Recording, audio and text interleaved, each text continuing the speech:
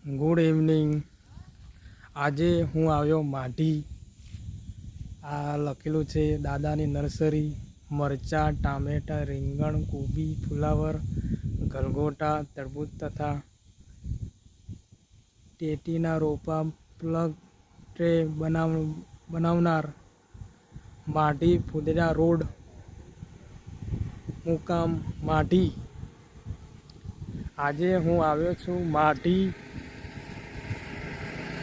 આજે હું તમને છોડ વિશે તમને હું બતાવું છું. હવે અંદર જાઉં છું.